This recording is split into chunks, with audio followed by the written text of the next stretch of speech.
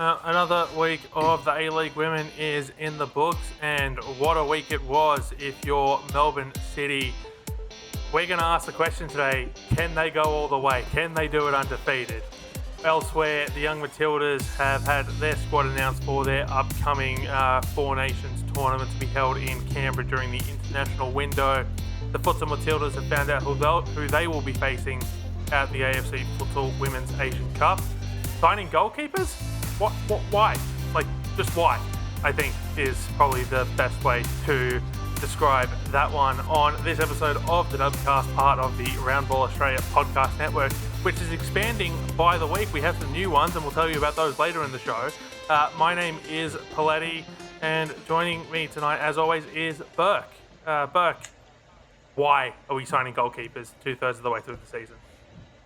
That's a really good question. And I think you should, keep asking questions. Stay curious. It's really important to just, always be asking questions. I wish I had an answer for that question. I don't. I don't know if anyone does. I don't know if Ante Juric has an answer for that, but th- we'll get into it. Christian, Burke touched on a very good point there. Like, there's only one person who has an answer to that question, and it's Ante Juric, right? Feels like he's just plucking goalkeepers out from thin air, like left, right, and center, and all the coaches in the league. It's like, do you really need them? Like, is it an absolute necessity? It's like they have this fear that two or three goalkeepers going to go down injured, and who is the best next option? Like, just have some faith in your youth system. Bring one of the youngsters up. Like, I don't know. It's just it's just so much to deal with. It's like, what's going on? Yeah, what is going on with Sydney indeed? But as always, we get started with our big storyline of the week. Burke, your first cab off the rank as always. My big storyline is what you referenced before, actually. Melbourne City continuing their undefeated streak. They're about to break, I think they've actually broken their own club record for undefeated games this season, if you're including the Champions, the Asian Champions League. But yeah, can they do it? They've done undefeated seasons before, but never this long.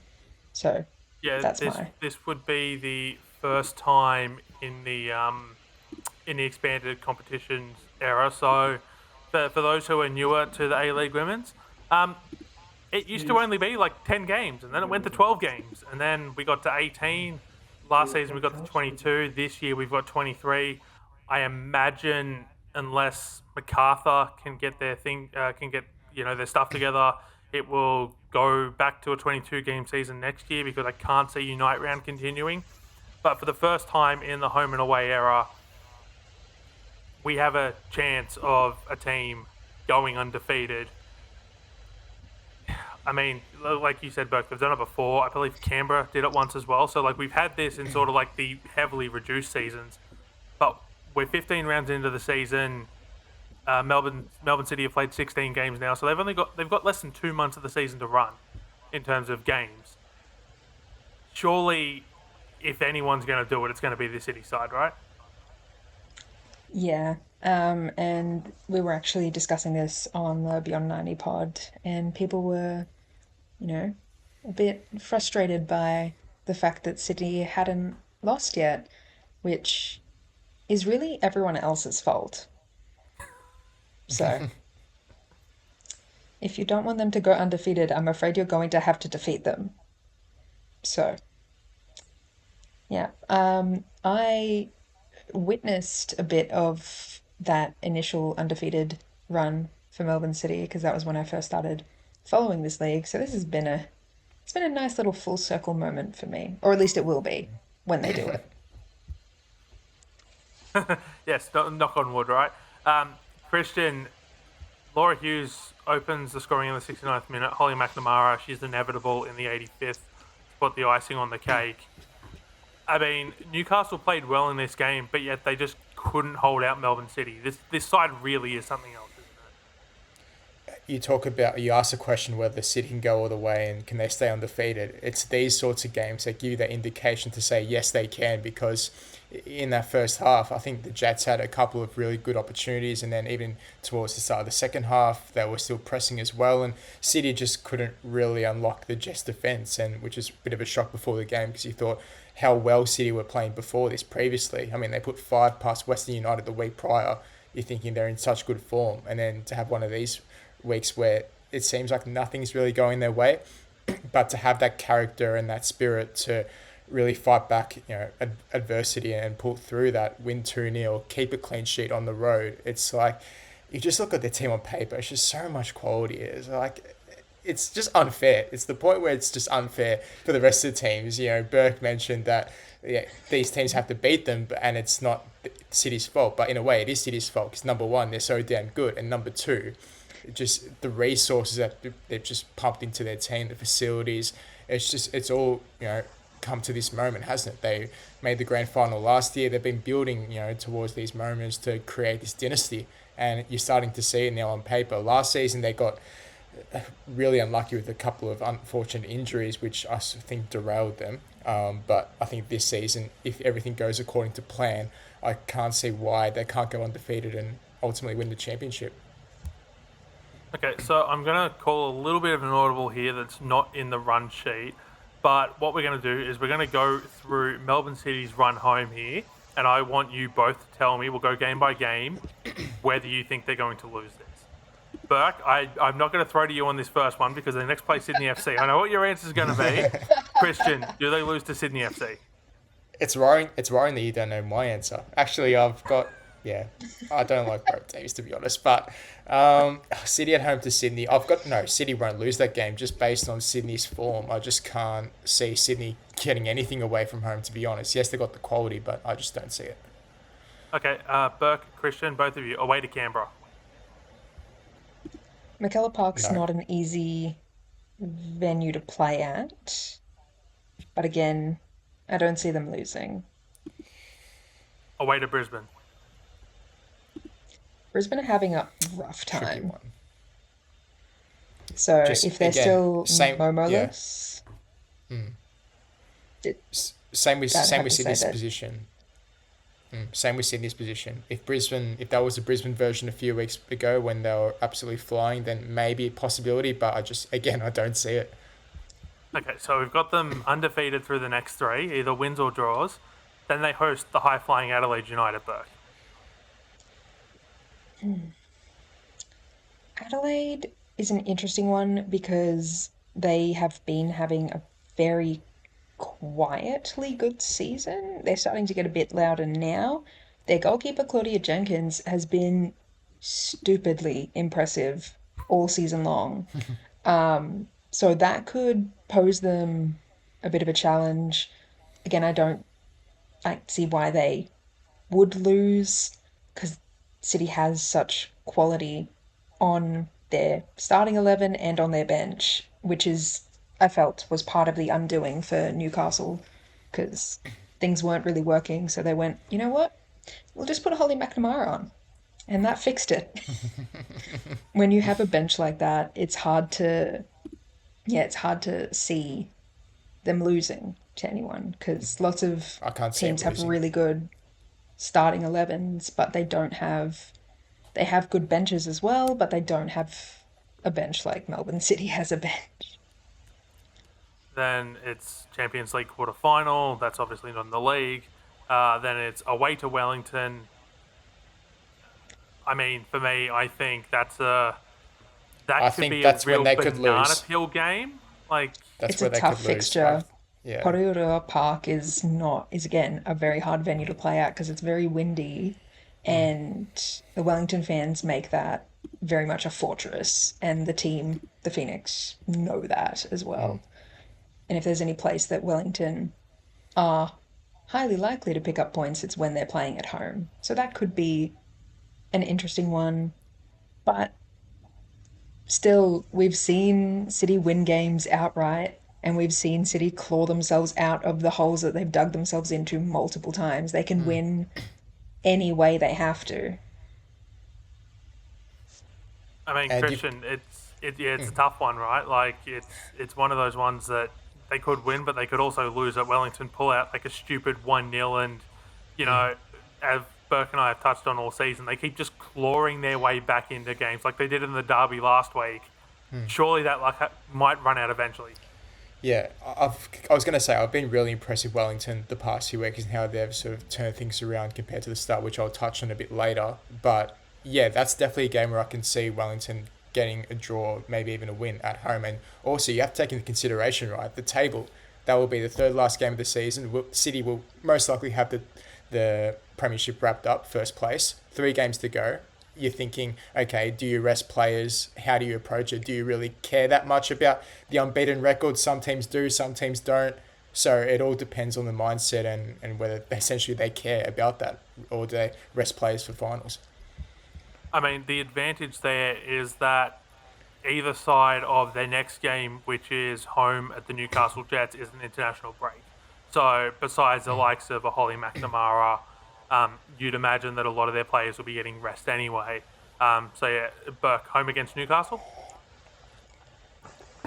Don't see it being too big of a deal unless Newcastle really decide to hit their stride and pull out a striker, which they famously don't really have this season. So, no.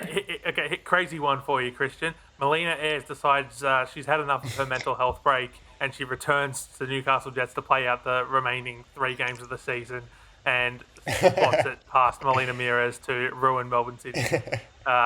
Invincible chances. Just Melbourne victory agent coming through again, right? That'd be some storyline, wouldn't it? I mean, I wouldn't even put it past the Jets even getting a result there also. Newcastle are one of those weird sides where, like, they just pop a result out of nowhere. It's like, where on earth did that come from? But at the same time, again, I can't see them losing that one. In the last game against Perth, again, they'll win that one as well for me. Yeah. Okay, so we've got them going 5 of the last 7 undefeated without hassle, but it's that Wellington Newcastle Jets game either side of the April international break where we have concerns. So, I mean, to get to 3 weeks to go in the season and be like, could they do it? Like, I think at that point for a club that prides themselves so much on their women's program and the success they've had, Burke, and you know this having watched City basically since they came into the competition. Yep. They pride themselves on their women's program and how good it is. Like I imagine that there'd probably be a lot of pressure on Matriciani to be like, no, we have to see this through to the end. Yeah, when I think about City coming into the league with a women's side, I think of that meme where it's like Goofy in like a really decrepit room, and Goofy is Melbourne City and is looking around the room at all the other A-League clubs, the women's sides, being like, damn, y'all live like this? Because they came in and they came in hard.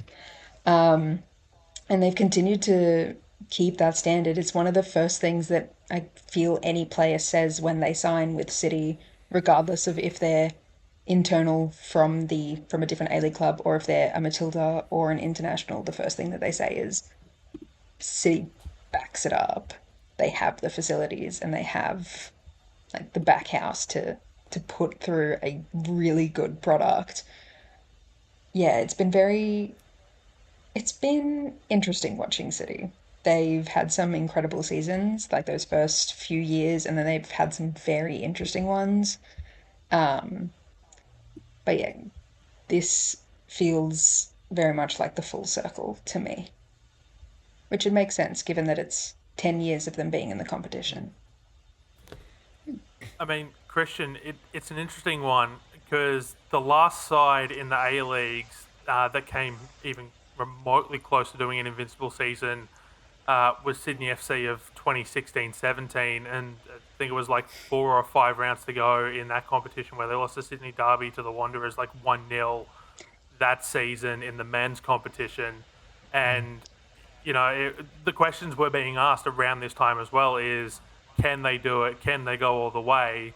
And then, if I remember correctly, it was sort of like in the aftermath of that where the Sydney coaching staff and the players were just sort of like, though we felt like maybe we needed to lose a game. Yeah, I think another point we haven't raised is when you get so close to the end of the season and you can just feel like it's in your hands, this undefeated record, the opposition teams look at that and say, we want to be the ones that actually end it. We want to be the ones to ruin the party. And there's been quite a few examples, both men's and women's, across Europe, domestically. The one I previously remember is the Barcelona men's team a few years ago. It was literally the final round of La Liga season.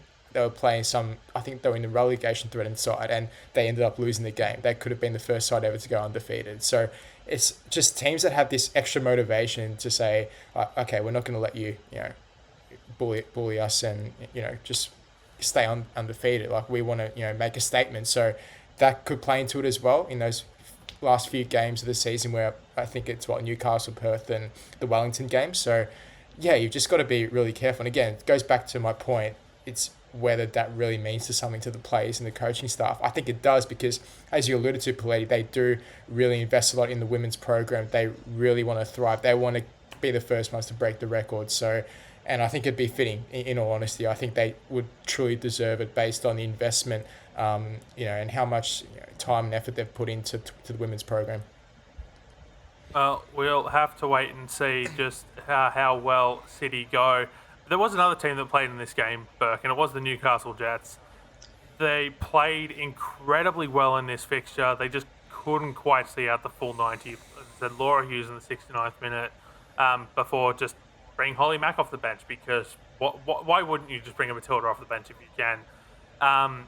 But for me, I think the standout here, I looked at Danielle Krasniak, who, as we've talked about, has had a horrific season, and yet I got a feeling that looking at this game and this performance, this was why Ryan Campbell signed her. Is she looked good for big parts of this game, and the errors that she made weren't anything too dissimilar to what we've seen basically every other keeper in the competition make this season.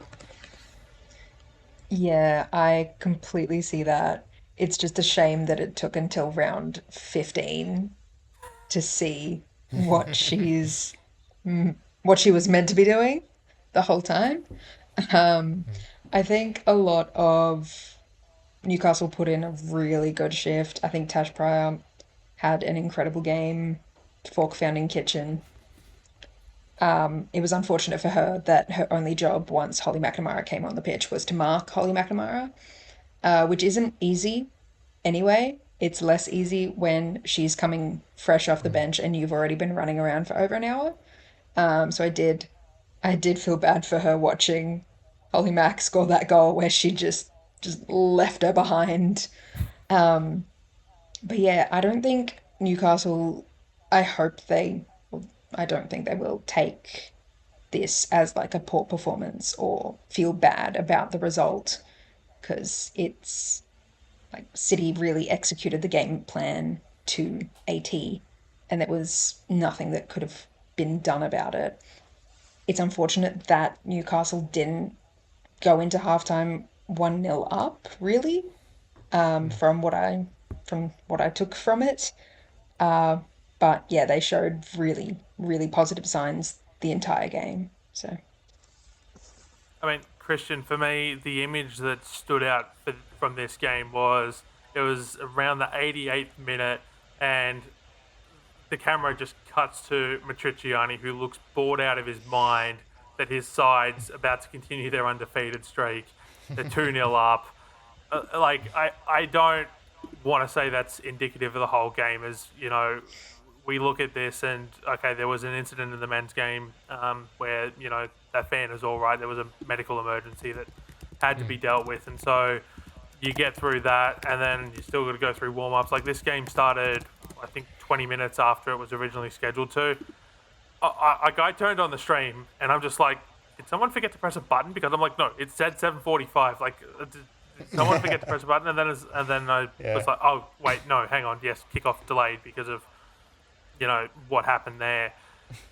Very long day, but I mean, overall, the Jets, this is a positive performance, right? It was. I mean, in terms of the stats sheet, I think they had over 20 shots. So they really did dominate this game and count themselves unlucky not to grab a couple of goals. Even before half time, they would have had that extra confidence boost heading in, and it could have been an entirely different game. But if you keep City in games, and obviously you're going to pay the price sooner rather than later, and City eventually, whether it was after 70 minutes, obviously found a way to break the defence. And yeah, I just wanted to touch on that point about the delay. I saw this one comment on social media. It was I just couldn't believe it. So they were like, I'm just trying to think. They were like, um, oh, so just cut the warm up time by half an hour and then just quicken it up. And then the comments and the replies are saying, well, if they that's just gonna lead to injuries. Like that's just silly. I'm just thinking like that is just the worst possible solution I've heard in my life. It's so bad. Like why would you even think Like like that? Like this isn't like they've played for 20 minutes and like there's been a storm delay and it's like, well, okay, they've already warmed up. They only need 10 minutes. This is like their I know. bodies would have been completely cold. Yeah. I know, it made no sense to me. I'm like, are you taking the mic? Oh, well, what are you doing? I'm like, what are you thinking? I don't know. Yeah, so I think that sums up a very good game in the Hunter. Christian, what was your big storyline of the week? I wouldn't necessarily call it a big storyline. I'd say it's an important storyline or one that I really want to highlight, and that's what I touched on before. Wellington Phoenix really impressing me these past few weeks. I think Paul Temple, the way he's been able to really transform this side, because we saw last season, right? They had a lot of really good spells, playing out from the back, possession football. They defended really well, and yeah, the first few games of this season have felt as though those patterns just threw out the window. It was just like it's just a completely different team to one we saw last season, and I just think now defensively, especially in this game against Victory, they were defensively sound. And it's interesting because they actually haven't conceded more than 2 goals since that loss against Western United in the opening round. So it goes to show like they have really made drastic improvements. I think the 4-4-2 formation and slight tweaks here and there have really set up the defense. And for Paul Temple, it's really about from the defense that leads into the goal scoring opportunities. That's how they play their football and approach it. And I think one player in particular, Annalie Longo, for me, continues to be one of Wellington's standouts this season. Aside from that assist from the corner against Victory, I think her ability to push forward and slot into that central position up top, where she slides in next to the two centre forwards. She's just a constant weapon up front all the time, and she just contributes whether it's attack, defence, and it really links up well. So they've got little pieces like that just to fit the jigsaw puzzle, and I think they're sitting in about 8th position at the moment. Finals, they're 4 points off the Mariners. I don't know about you both. I think it's definitely obviously a possibility the way they're playing at the moment. It's whether they can keep this up and really continue this run. But yeah, no, they've really impressed me. I mean, Burke, for me, 1-1 in this game. Maya McCutcheon in the 2nd minute, cancelled by Nikki Flannery in the 61st. I think what I'm most concerned with is the fact that Wellington are either dropping points or not being able to get points in games. And I think back to the Mariners game a couple of weeks ago, that game was there for them to get a point from that. Instead, they lose, to let the Mariners get all 3 points. They had all 3 points in this one until Nikki Flannery. I mean, that's the only thing that's sort of stopping me is they just can't seem to put together a full 90 minutes. Yeah, I was gonna say this game felt like 3 points dropped or 2 points dropped or whatever the phrase is, for the Knicks because they had a really, really solid game. They always tend to have solid games. It's just that they can't, like you said, they can't play a full 90. The first 45 from them was some of the best football I think they've played this season, if not in like most of the time they've been in the league. Um, but the other thing with the Knicks that I always have to kind of remind myself is that a lot of their players are still or were um, like reserves players. So a lot of the players they have just been bumped up to their first time full contracts. So for them to be pulling out the performances that they have done with a young squad that isn't too familiar with A-League women's football is really impressive. I think we're only on the up for the Knicks from here. If they keep backing themselves the way that they have, I don't see why we can't see them in finals.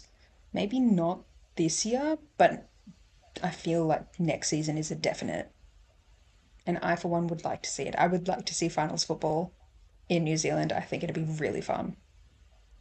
I mean, a finals game in Poletti Park, I can just see it now. Like the Knicks fans will absolutely pack that place out, and regardless of who it is they're coming up against, I wouldn't want to be the travelling team. Like even we touched on this already. Melbourne City. I don't care how good of a season Melbourne City have had. I would not want to be travelling to Poletti Park for what could be my final 90 minutes of the season. I think that would be a disaster, Burke.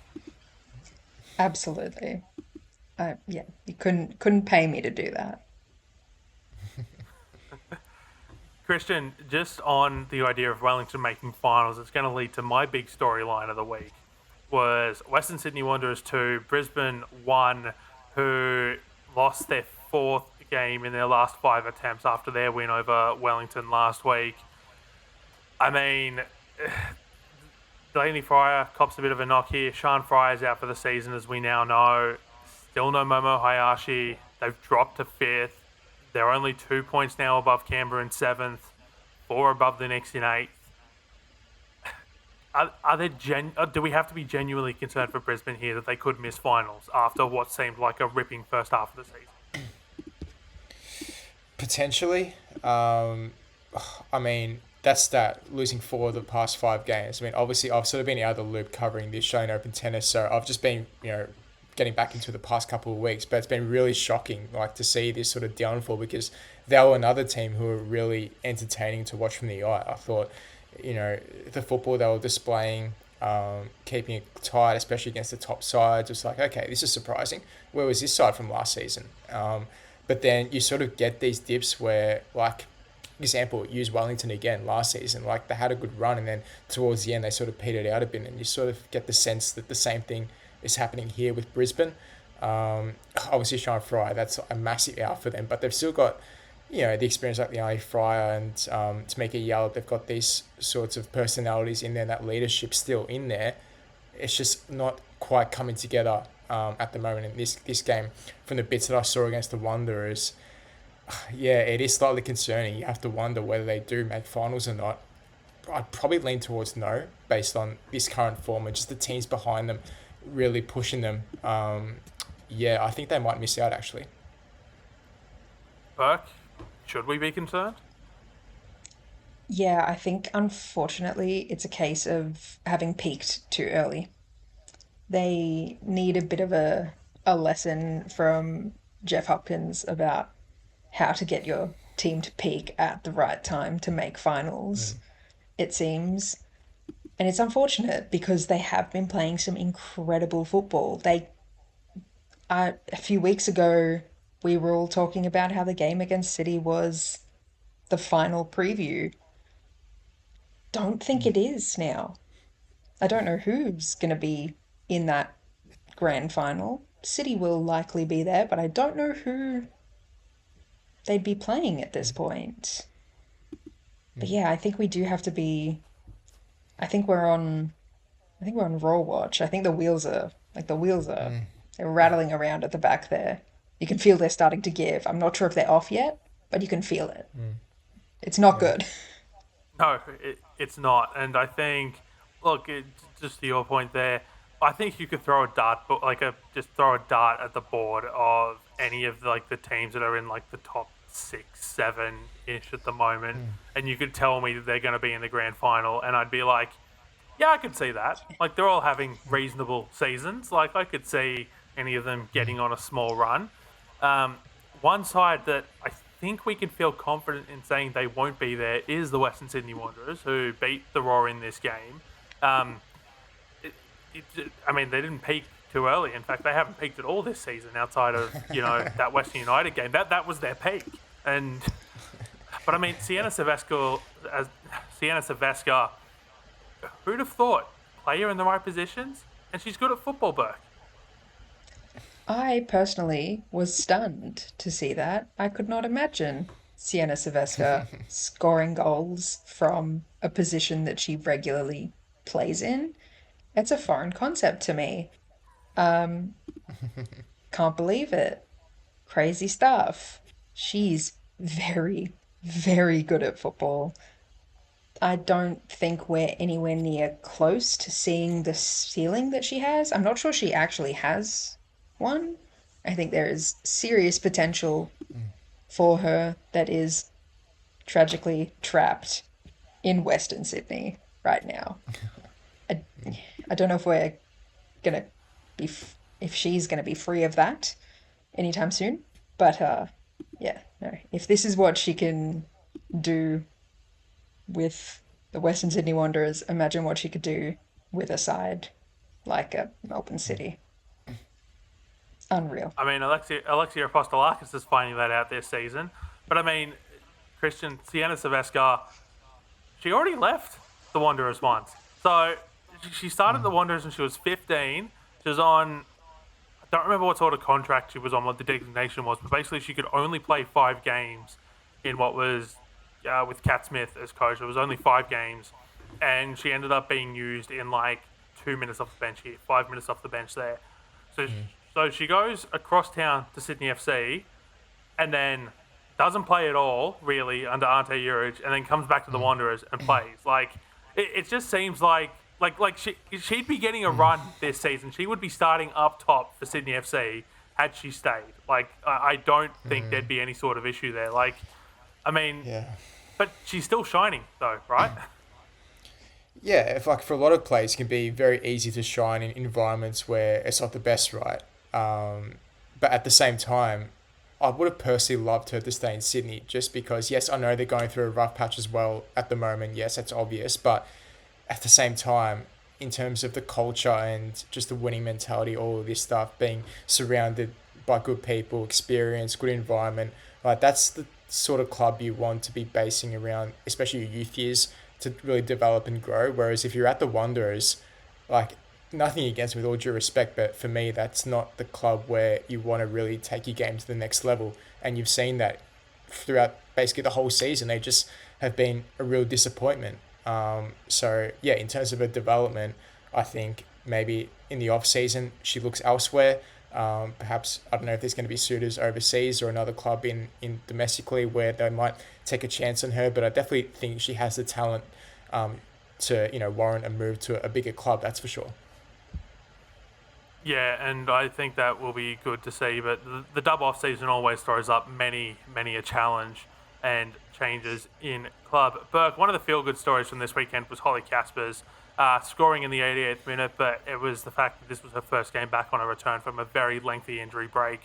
I was speaking to someone at Unite Round who said that they spoke to Caspers, and at that time it was sort of like, a couple of weeks away, a few weeks away, and that was November. So, she's finally felt ready enough to come back and scores on return. Like one of the benefits of the extended dub season here is just players actually getting a chance to recover from injury. Because if this was a normal season, or a season in the non-expansion era, the season would be in its final couple of weeks right now, and the Wanderers, if their history is anything to go by, would have been nowhere near, and she would have missed an entire season.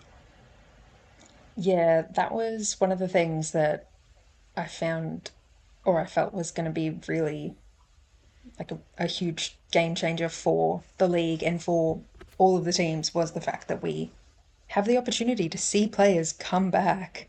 And there's still a few players out there that could still be back. I mean, I'm fairly certain we haven't seen the last of Momo Hiyashi. I believe there's still time for her. Yeah, and it was really great to see Caspers come out and just absolutely send it for that goal. And you could see the joy that she was celebrating with, that like she needed it, the team needed it, that entire club needed it. And yeah, it was really good. It was really good to see. I Like, as much as I want to say, like, I wish we had more stories like this, I don't, because that means people have lengthy injuries. So don't get injured, but do have a good time playing football. Yeah. Yeah, that's Yep. it. Yep. No, I think that sums it up perfectly. Just before we move on from this game, Leah Varley and Leonie Fryer have both signed 2-year deals with the Raw, so that will take them through to the end of the 2026-27 season. 2027 doesn't feel like a real year. I know it's only 2 years away, and I know it's the year of the next World Cup, but that doesn't feel real. And Grace Kalamu signed a 1-year deal, which will take her through to the end of the 2025-26 season. So Raw clearly investing in at least one of their squads in terms of its future. I'll go to Adelaide 3, Perth Glory 0. Now, absolute utter domination in this game by Adelaide at home. Barely a foot wrong in this game. And in fact, the only problem I could find with this game, Burke, was that it was witnessed by absolutely no one, because this game kicked off at 4:20 p.m. local time on a Friday afternoon as part of a doubleheader. The third time that this has happened this season. The saving grace is that the other two were during school holidays, but that's not a saving grace. It's 4:20 p.m. on a Friday. People still have to work. What are we doing here? Yeah, I'm very happy to say that I was one of the like 7 people that watched that game. It was from the comfort of my own home because I do not live in Adelaide. But I did see it, and it was really, really good. The only problem I had with the game, outside of the abominable kickoff time, was that it took Adelaide until the 90 plus third minute to score their third goal. That was insane. They spent, like, I want to say 50 minutes, 55 minutes, maybe closer to 60 minutes trying to find a third goal with very little stopping them. The ball just didn't go over the line. It was ridiculous. Don't do that again. Just score the goal. Yeah, it takes them now to 8 undefeated in the A-League Women's, which is a club record, extending on the record they set last week against Sydney FC. So they'll be looking to make it 9 this week. Erin Healy with the brace, Chelsea Dorber with a goal, so 2-0 half time, and then, as you said, Burke, it basically took the entire second half to get the third goal. I mean, they're now sitting in third. It's on goal difference after Melbourne Victory rescued a point. Christian, but I mean, do we have to start taking Adelaide seriously? I think like the men's team, you're at the point where you have to take them seriously, right? We've been waiting for this fall off, and it just hasn't happened. And credit to them, they've really stuck the course, and you can tell like just the character within the side compared to last season is just apples and oranges, right? It's just a complete contrast, and we were very critical last season of especially those last few games where it felt as though they just threw in the towel, didn't really try, and to have this sort of this complete turn where they're just dominating games. I know it was against Perth Glory, they're not the best side in the competition, but not just this game. Adelaide been doing it basically throughout the course of basically the majority of the season, which has been the most impressive part, right? Because you think of the squad depth, it's like, I don't think it is there compared to other clubs, but they've really been able to utilise their squad, from the first play to the last, and that's been, really impressive from my point of view. So they are going to take some stopping. I just, I'm not going to stick my neck out and say they're going to win the whole thing in terms of the championship, but they're close. They're up there. I mean, I'd definitely put them in that top 4 category, with the likes of City and Victory for sure. It's just, whether they'll have that experience come finals time. I think that'll be the real test for them, for sure. But so far so good. Burke, I mean, another clean sheet for Adelaide. And we know what that means now, is the side gets donuts. I wasn't aware of this, and I don't think anyone was aware of this until it was put out on... It was the club's Instagram, I think it was, that, they've received donuts after a clean sheet. I mean, that's a good reward as any, isn't it, Burke? That's a great incentive, provided you can eat the donuts. As someone with lots of food intolerances and allergies, that would have no bearing on my performance. Like, if you told me there was food at the end, I'd be like, I don't care. But it seems to work for them. So keep doing it. Keep, like, whatever Adelaide donut shop or bakery they've got doing that, keep churning them out, guys. Keep going. No, for Burke, every time she has a good performance, it's instead of getting the food, she just gets a $5 voucher. Go buy your own thing. Just like, here's a $5 gift card. Go spend it wherever you want, but you can actually get food that you can eat. But Adelaide aren't the only club that have some sort of donut relation at the moment. The Newcastle Jets announced last week that they've teamed up with Hunter-based business Doughheads, and the first, so during their game on the weekend, the first 500 Jets fans received a free Doughheads donut, which was sort of themed in the Jets colouring. So it's blue icing with little red sprinkles on it. I've had a look at the picture like 10 times, and like, it looks absolutely amazing. These can be purchased. The Jets, so it says here, the Jets donut will also be available for purchase at Doughheads, located at Shop 17, 200 Union Street at the Junction. So if you're in the Hunter, I would recommend going to support a business that's supporting A-Leagues football, because goodness knows we need more businesses supporting A-Leagues football. But what was also part of this press release was, as part of the collaboration, every player of the game across the Jets' under 13 boys and girls academy teams will receive a free glazed donut every week of the 2025 season. So, Burke, I know that wouldn't be of benefit to you, but Christian, if I was a 12-year-old kid and I found out that if I had the performance of the week, I was going to get a free glazed donut, I would go for it, wouldn't you? I would. It's definitely an incentive, especially me. I'm definitely a sweet tooth. I'm going to raise my hand and admit that to you both. But it's like, at the same time, we want to eat healthy at the same time, right? I mean, like, professional athletes, you're 12 years old. Like, come on. Like, you've got to learn to eat nutritious food and perform at your best, not eating donuts every week. That's how we get people like The Rock, if that sort of attitude, where he'll go for like 45 days and then he'll just have like these massive cheat meals. Like, we don't need that. Everything in moderation is perfectly fine. What if you win the play of the week every single week, though? Okay, maybe that's going a little bit too far, but look, it's 12s and 13. Like, I'd imagine it would be like spread around, unless there's a striker just scoring 3 goals every week. Like, so we've got 2 more games to talk about. Central Coast Mariners won, Canberra United won. This game was at McKellar Park, so I really should have gone Canberra won, Mariners won, but Jade Pennick opened the scoring, which came off a scintillating run from Brooke Nunn in the 39th minute, which bounced off the post and went in, which was cancelled out by Michelle Heyman 30 seconds into the second half, who actually bounced the ball off the exact same post Jade Pennick did, with an assist from Maya Markovsky, although there was a lot less flair to the strike compared to what Pennick's was. Like, Heyman was just sort of like I'll just tap it in, and in it goes off the post. Like, thank you, just along the ground. A nice, easy goal for Michelle Heyman. Both sides had quality chances to win this, equal opportunity to win in like the last 10 to 15 minutes. It just hit the woodwork everywhere, Burke. Neither side could find a way to get a winner.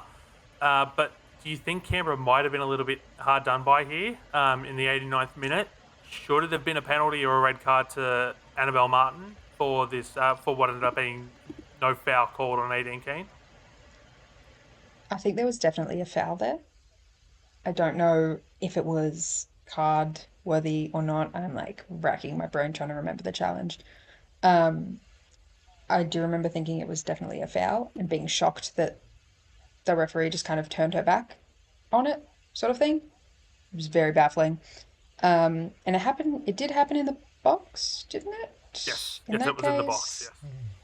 Unfortunately, a foul in the box does tend to equal penalty, so I am afraid I'm gonna have to say yes, they were hard done by in that they weren't awarded a penalty they should have had. The people that were the most hard done by, though, was every single person that like went to get food or drinks or go to the bathroom during halftime and didn't make it back in time for Heyman's goal. They were the most hard done by. Yes, I mean, McKellar Park is not exactly a large stadium by any means, which means there's usually lengthy queues at half-time. Now, the advantage for the most part is that you can still see the ground from most positions in the venue, as long as you're not, like, behind the stands trying to access the bathroom facilities. Christian, we've had this discussion a lot lately on the Roundball Australia podcast, the idea of, penalties, yes, no, maybe, but I mean, we're both of the opinion that fouls in the box are a penalty, but I'm curious what you thought of this one.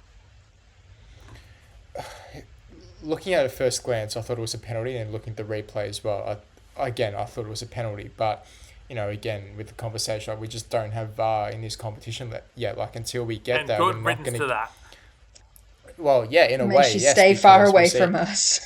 Yeah, we're seeing the A-League men, all these, still get these controversies, and, there was that instance, I think, in the Auckland game last week where a penalty could have easily been given. There was a clear foul in the box, but, yeah, the VAR didn't call over the referee to have a look at the monitor.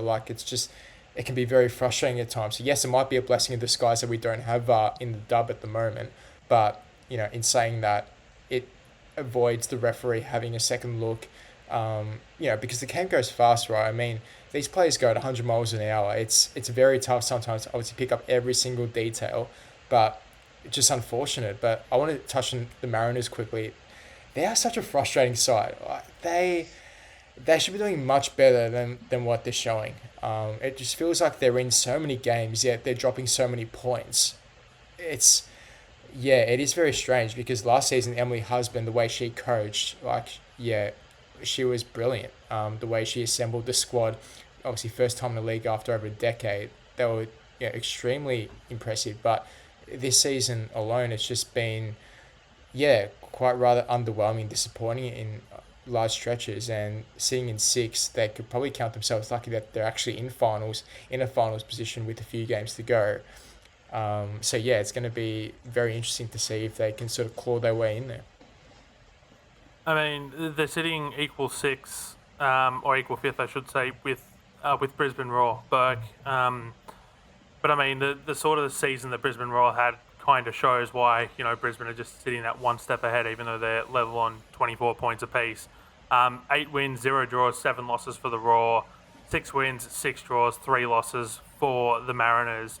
And +7 goal difference for the Mariners and a whopping +15 for the Roar. I mean, The thing with that the kind of Raw says a lot. is that they're all or nothing. They're winning the game or they're losing the game. They're not, none of this halvesies rubbish. They're not interested. I think with the Mariners, they have been quite solid defensively, as in they'll only let in like a goal or two. Like it's nothing outrageous. They're not getting like 5 goals put past them or 7 goals put past them, whatever. But yeah, I feel they don't take advantage of the opportunities that they have in midfield because they have a very strong midfield. I think Taylor Ray's been having a really great season for them. So it is, kind of a shame that they are seated where they are because they have a very good side. I think they're just kind of being, I don't know, it's not like a fault in the coaching because it's clear that they have a game plan and it's clear that they execute it each week. But I guess it's just frustrating that that's their game plan, if that makes sense. It is, I see exactly what you mean. Christian, they're 2 points above Canberra in 7th. Had Canberra got all 3 points from this game, they'd be in the 6th right now. It's tough, right? Because I don't know, it's weird. Like the Mariners are still performing well compared to half of the competition, but the problem is they can't hit that. Like they're not performing when compared to the upper echelons of the cities, the Victories, the Adelaide tier. I mean, they've got Canberra nipping right on their heels, and they also got Wellington nipping right on their heels. Like this looks like it could very much be a 4-team race for 2 spots, and the Mariners could very easily be the side to miss out. They could well do. I always harp on about the depth though, and especially in this sort of late run-in. Like I look at this Mariners bench. I mean, Peter Trimmers, Rasmussen, that's a very good bench. A lot of good players to bring on. So it's not like they don't have options, right? So I fully expect husband to really start to rotate and find her best formula because, the football is great to watch at times, and she does focus obviously as well on the defensive balance, which is why they had so much success last season. So if they can just bring those ingredients all together, I think they do have, the right formula to really kick on and, hopefully make it a better season. But at the moment, it's like I said, they're in games, but it's like they feel as though, they should be more lethal in the final third, taking more of their chances, like Burke said. It's once those things start to come together, I think we will see a different version of this Mariners side. I mean, you talked about the depth there. I mean, Leah Puxty was on the bench, didn't get a run in this game. You've got Northern Tigers captain from last NPL season, Lily McMahon, who signed in the off-season. She captained the side to a Sapphire Cup final, won the Sapphire Cup final. So, there's good talent being kept out of this side by everyone that's in front of them. So, the Mariners certainly have the depth to go long.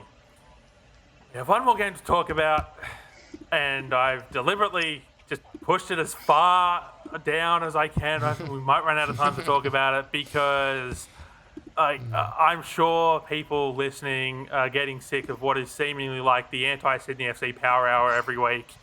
I promise we're not deliberately trying to make it the anti-Sydney FC Power Hour every week. But they're not doing themselves any favours, are they? I mean, Sydney FC 1, Western United 2. They're not doing themselves any favours, are they? You might not be trying to make it the Sydney hate show. I am. I don't like that team. I think they're getting just what they deserve. Low-key, high-key. And again, we were discussing this on the Beyond 90 pod, that if a miracle occurs, Sydney FC could win the wooden spoon because Western have picked up some points. And I am hoping to continue to pray for their downfall and see my dreams realized, much like Kendrick Lamar has done in this last week. Oh. I'm not backing down from my hating position. I'm from Melbourne. I physically can't back down from hating Sydney. It's not allowed. They'd throw me out. I'd have to go live in Adelaide. And I don't want to do that. Yeah, this game, not good. Kind of really bad. I mean, they did score. Sydney did score a goal, which is good for them. Wasn't good enough, though, especially when Carly Johnson was performing the You Didn't Want Her special on primetime. They were lucky that they had a opportunity, that they had the penalty saved. Good thing they have a new goalkeeper for that. Why do they have a new goalkeeper? Does anyone know? I mean, this was easily the most baffling storyline of the week. Not the biggest one, but certainly the most baffling. So, Sydney FC sent out a press release on Friday afternoon, I want to say it was. Yes, it was Friday. That they had signed Bethany Mason-Jones, who is the 2024 NPL Victoria Women's Keeper of the Year with the Essendon Royals. Look, I do love the NPL, but I'm not going to pretend like I've watched a ton of the NPL Victoria. Not because I have anything against the NPL Victoria, but because trying to watch 7 games a week of the NPL Women's New South Wales, plus whatever's going down in Victoria, unless it's a standalone game, I don't have time to watch it. So I'm going to assume, based on the fact she won an award, she was the best goalkeeper last season in the competition. Ante Juric, throughout this year, has said he's going to back his young keepers every time they've made a mistake. But the actions have never lined up with the words. So he said that after Brie Edwards made a mistake against Melbourne City at Unite round, where they dropped points, she got dropped the next week for Talia Franco. And Talia Franco had a run of games. and then she made a mistake. Ante Juric started her the next week against Perth Glory. She makes another mistake. She gets hooked at halftime for Bree Edwards. And then last week, I said this last week. I don't remember who I said it to. That like I wouldn't be surprised if Bree Edwards gets dropped next week just because of what Ante's done this season. But like I felt she wasn't at fault for the goal they conceded in the first half in last week's game, and I don't even remember who they played last week. But I didn't think that she was at fault. But I'm just like that goal there sums up Sydney FC's season. There was just miscommunication at the back. They conceded a goal. Oh, it was Adelaide. That's right. Yes, they played Adelaide. And I'm just like, yeah, I think it wouldn't surprise me if Edwards is getting dropped here. What I didn't expect was that both Brianna Edwards and Talia Franco would be dropped from this squad. When I saw the release that Mason Jones had been signed, I'm like, okay, probably going straight into the starting side. I'm going to be angry. Someone's going to be dropped. It doesn't deserve to be dropped. And then they both got dropped with Jasmine Black coming onto the bench. And I absolutely lost my mind while I was sitting in the press box at Campbelltown Stadium as I saw that news come through while I was watching Macarthur and Western United. The problem for Sydney FC this season has not been the goalkeeping. The problem has been putting the goals past the other goalkeeper at the other end of the pitch. Their goalkeeping has not been great by any stretch of the imagination, as you probably just heard me knock over my cup of water there. That's how angry you are. I accidentally knocked it over. I'm not angry. I'm exasperated. I'm frustrated here. Where it's like no one's going to compare to Jada Wyman, right? And I think we all understand that. Jada Wyman is way too good for the A-League women in terms of her quality of standard of goalkeeping, and she got a deserved move overseas. But Bree Edwards is perfectly fine at the A-League women level. Like young goalkeepers make mistakes. It happens, and as someone who's watched a lot of Bree Edwards, particularly last season with Illawarra Stingrays, you notice there's holes in her game where it's like, okay, she could fix this up, and she could fix that up. But she hasn't been horrible, and neither was Talia Franco. And Juric talked a few weeks ago, they couldn't sign a striker because of intricacies with the transfer window and, not being able to get a free agent because I think it was they wanted to sign someone from the US college system, but because it was first professional contract outside of the transfer window, there was some issue there where they couldn't do that. But I mean, you go and sign a free agent goalkeeper. Was there not a free agent striker available from the NPL, Burke, that was just there? I know I sort of teased it. We talked about it a few weeks ago. Ash Crofts is right there. Yeah.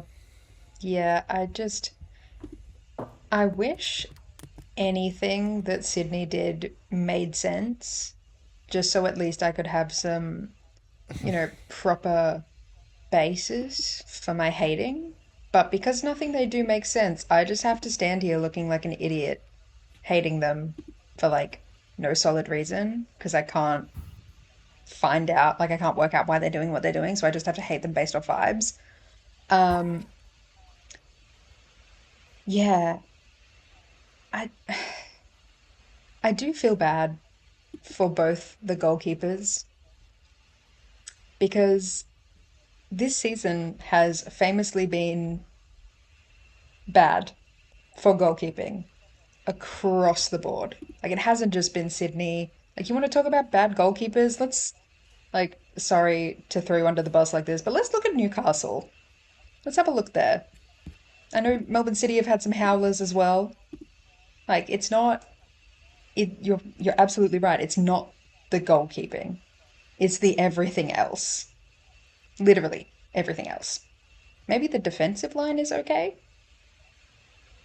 but everything else is just the hottest mess you can imagine is what's happening at Sydney FC.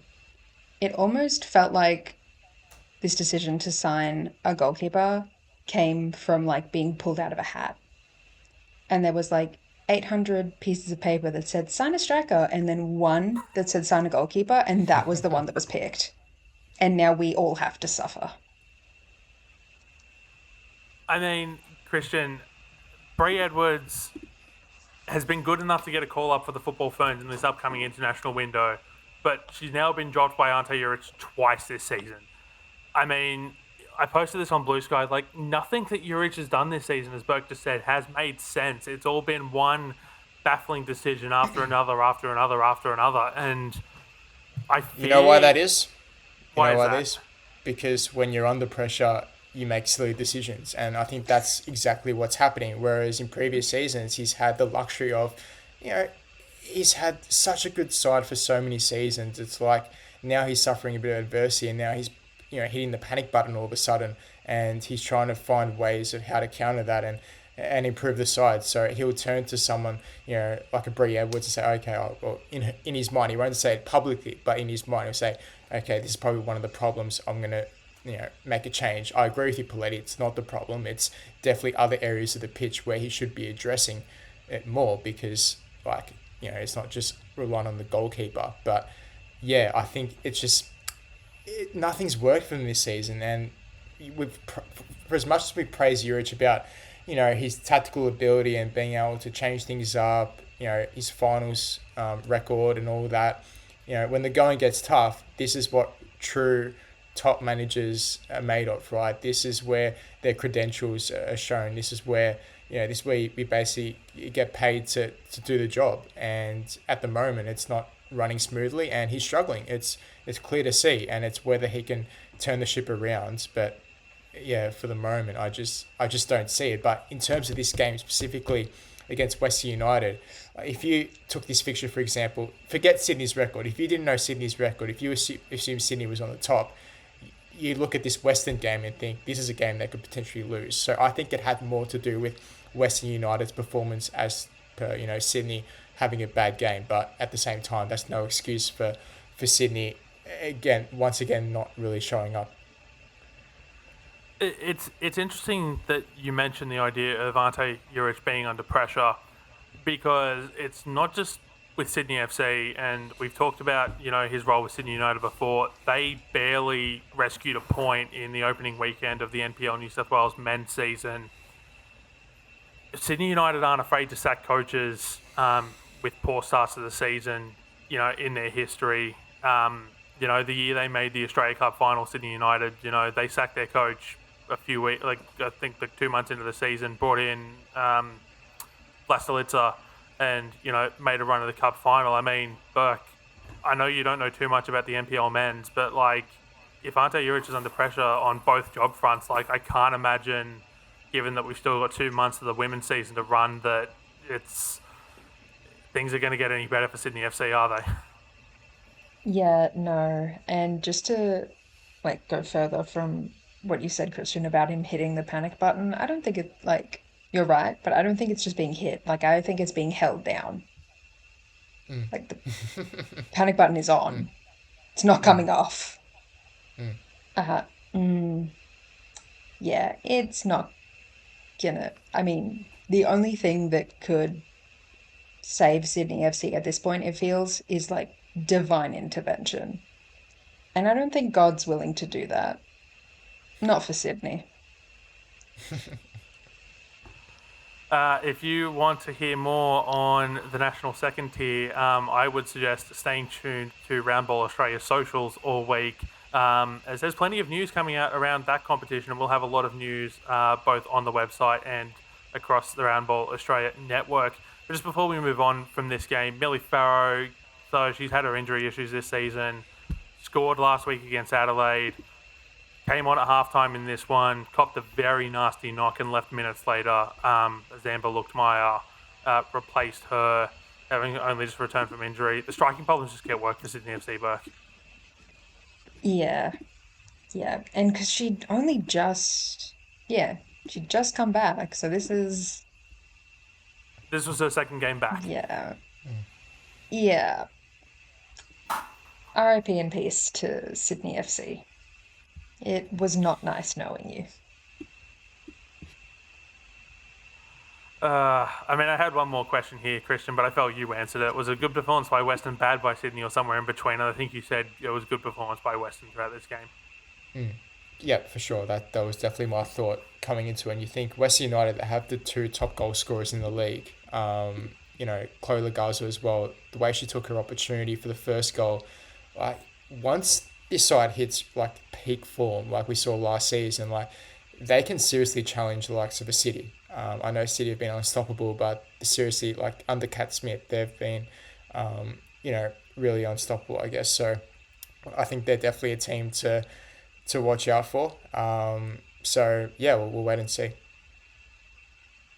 We will wait and see indeed. But that covers round 15 of the A-League women's action, and now we have some national team news to talk about. So something that I forgot off the rundown last week, the Young Matildas are set to play a 3-game round-robin series in the Pacific Australia Sports Four Nations tournament to be held in Canberra from the 17th to the 26th of February during the international window. They've done this tournament before. It was in Canberra last time it happened. I just forget the dates, but this has been done by the Young Matildas before. They will face the senior women's national teams of Vanuatu and the Solomon Islands, along with Thailand's under-20s women's national team, ahead of under-20 Asian Cup qualifying later this year. So some very good experiences here for the Young Matildas, who, they're starting a new cycle. And there's no better indication, Burke, that they're starting a new cycle when you look at the squad who was selected, because I scrolled through this list and I'm not going to lie, my immediate thought was, where's Sasha Grove? Why is there no Sasha Grove? And who do I have to go after to get Sasha Grove in this squad? And then I remembered that she'd aged out of the group. Yeah. Personally, the first thing I thought when I saw that list was, wow, New South Wales loves to play football. Does anyone else like to play football? New South Wales sure loves to play football. And Victoria I mean, does not. it's not like it's also northern New South Wales here. Like, it's literally like 2/3 of this squad is from somewhere within the state of New South Wales. Like, or at least their junior member federation was anyway. And there is not one Victorian. There are That's players on I this crazy. didn't even list that notice that. play You're in right. Victoria, Yes. but there is not one Victorian on that squad We're, list, t- which we're talking is, about Melbourne City investing so much and then to not even have one player from Victoria in this side. well, It goes to show. City have a player. Well, City have two players that are on this Yeah, squad. They've got true. Shelby You have to McMahon and they've got yeah. Alexia Apostolakis, but neither of them are Yeah. actually from Victoria. Yeah, that's what I'm saying. Yeah. Yeah, that's strange. And Well, then who and is then selecting looking this at roster? Why do you guys hate Victoria? actually, that is a very good question, Burke. Because we still don't know who was coaching this side. There was nothing in this release about who was coaching this side, and we talked about this with Kieran Yap when he was on a few weeks ago. That none of the senior squad, or not even senior squads, like under 17s and up, have a coach at the moment. I know Mel Andrietta did some press work last week when the 2-match friendly series against South Korea was announced. There's something I forgot to put on the run sheet, so I get to tick that one off the list. She's currently the under 23s coach, but that's, I wasn't aware that I thought she was still on annual leave, so maybe she's the one who selected this squad, and Football Australia just haven't told us. But I imagine when these games roll around, we're just going to look at coach on on the team list and be like, okay, so that's who's coaching this side, because no one I seems th- to know. But I think they're going to do the same thing that they do coaching wise for the young Matildas that they're going to do with the actual Matildas. They're just going to DM someone on Twitter and be like, yeah, you're on. Here's your little shirt. You're the coach tonight. Where does anyone have a coach? Have we considered having a coach? I don't think we have. I, I don't know what to say about this. Like, how do we not have any coaches? I know That is the how, $1 million question. but why? That's the million dollar question. Why are we in this situation? Actually, I think we also know the answer to that question. But surely something should have been done by now, right? You would think. You would think indeed. I mean, this is a very big squad. This is a 26 player squad. Um, for me, I didn't think there were any real surprises here. Like I know a lot of the players who were picked in this squad through their time in NPL New South Wales, or they've made Well, a you little would bit of an because this impression. basically the whole 26 is from New South Wales, so of course you would. It's just New South Wales. If you didn't know them, I'd be surprised. Or, as I was about to say, they've made an impression this year in the A League women's competition. So, like someone like Sean Dewey from Adelaide United. Um, but I mean, the other person based in Victoria, part of this squad, Avani Prakash, also from Football New South Wales. So, we're just too good at developing players up here. Um, but yeah, That's so why that's taking Sydney place. and Wanderers are second last and last on the table. That's right, isn't it? Yes, that's exactly right. That is exactly right. We develop all the players and then they get shipped off to other states because Yeah. they can't develop their own.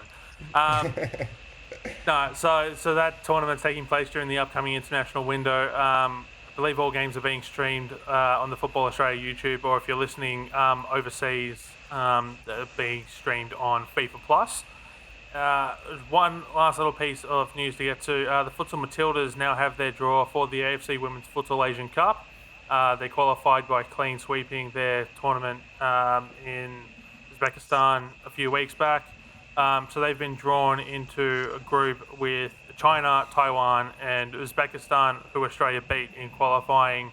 So that is the group for the Futsal Matildas. They weren't seeded coming into the tournament, so they were placed into pot four as an unseeded side.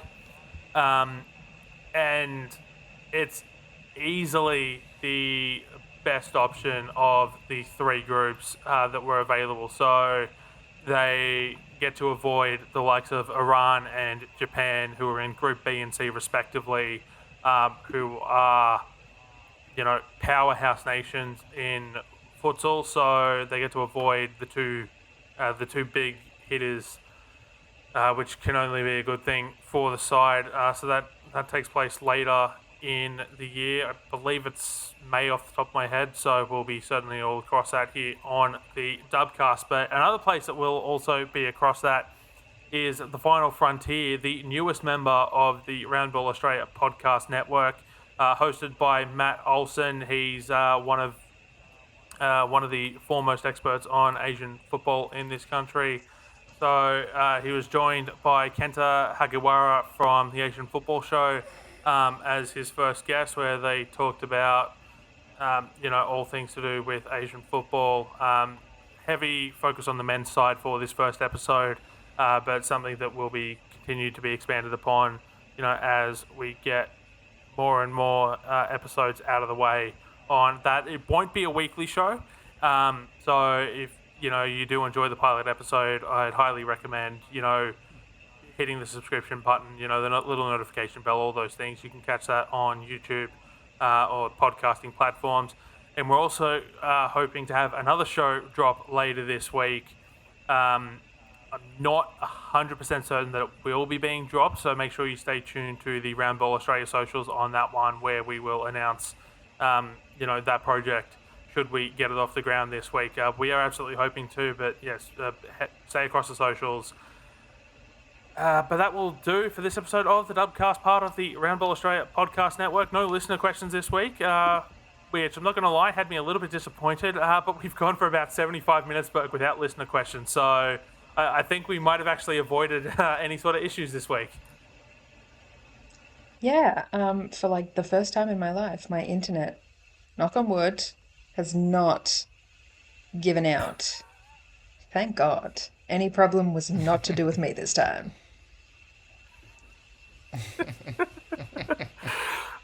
For those who are listening on the audio and not video, but when Burke just said knock on wood, she just tapped her head. It just sent me into stitches, Christian.